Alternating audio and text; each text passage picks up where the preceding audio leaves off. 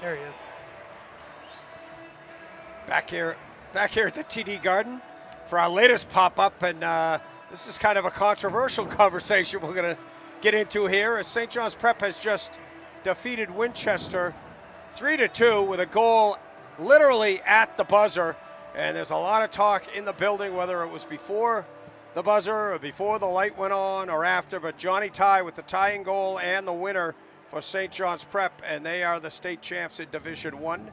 And Tim Tully was on the call along with Brendan Locke. Brendan's going to step in a minute, but we'll get a quick word from Coach Bob Conceition. What do you think, Coach? Well, first of all, I want to give a lot of credit to Winchester. I'm so happy the way they played. They had a great game plan.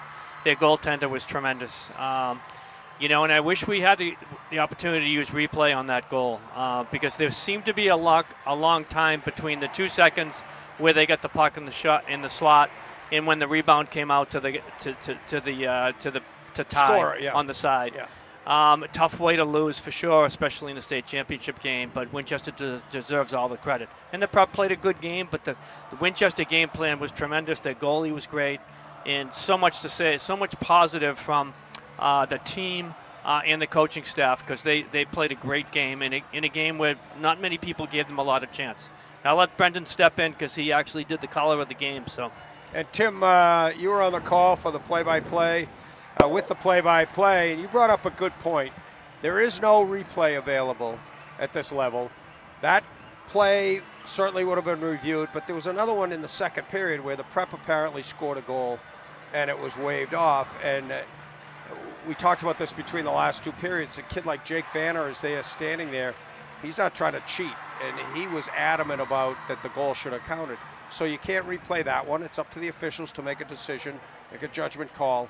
And they did it there too, and I'm sure we're going to hear more about this in the days to come on Twitter because there is some video evidence that would seem to support the idea that the goal shouldn't have counted and they should be playing overtime right now. But if I could interject quickly, is there not a difference between an inadvertent whistle and like blowing the play dead because what we think losing sight of the puck and a hard and fast clock. Yeah. No, to me, point. That's a difference. Yeah, I think it all comes down to the officials can only control so much. And at a certain point in the game, you make a decision, and that's final how it goes.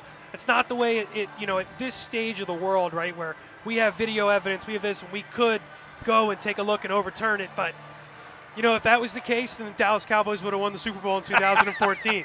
We wouldn't still be talking about what a catch is. Here comes the Cowboy fan. When you think about the way that the rules go, and obviously at the end of the game there, if you freeze frame it, it certainly looks like the light's on before he shot the puck, and it appears to be that. Allegedly, it appears to be that. It's more probable than not, right? As probable cause. So, you have the call earlier in the game that's a goal waved off that they immediately say is no goal, and the goal at the end of the game they immediately say is a goal. So whether it's right or wrong, if you don't have video, you can't overturn it.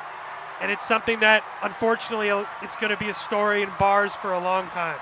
I was talking to Coach C going into the third, and I had said, man, talking about Winchester, they, regardless of the result, they did it. They made it. They have this incredible run, and they take the number one team in the state to the third period in a tie game, and they take the lead.